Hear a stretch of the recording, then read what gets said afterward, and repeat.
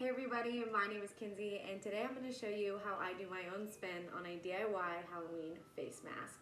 I'm not quite the most artistic person.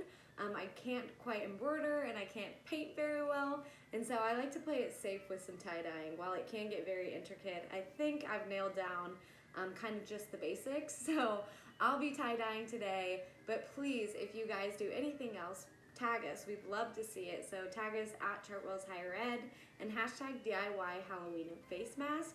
We really want to see your creations. So let's dive right in. Since I'm tie-dyeing, I'll show you what I've got. I ordered this kit on Amazon. It is just all the colors in the rainbow, and then it also came with some rubber bands, it came with some gloves, and then this awesome little plastic tarp, which could easily be replaced with like a garbage bag or a Walmart sack, whatever you'd like to use. Just make sure that there's a barrier on whatever you're tie-dyeing on. I would hate to see someone's granite countertops get stained orange forever, so make sure there's a barrier.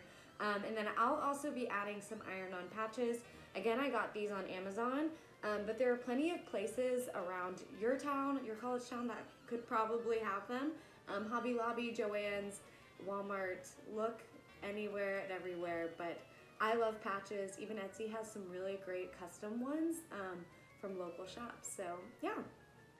Alright, so now that these have got all of the rubber bands on them, I'm just going to go and follow the dye kit instructions. It's literally as simple as that, and I will have a photo at the end of this video to show you how they ended up turning out. I do want to say thank you so much for tuning in, and also, if you end up doing this, tag this account, tag Chartwell's Higher Ed, hashtag DIY Halloween face mask.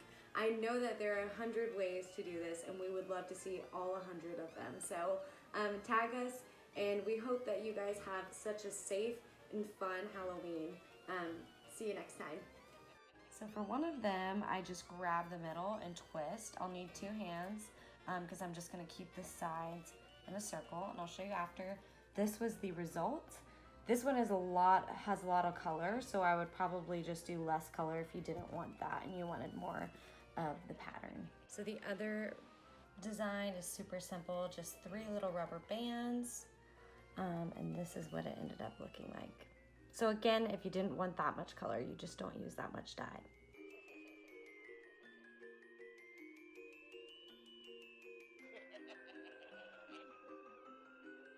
Oh, and don't forget, you're going to want to order 100% cotton face masks.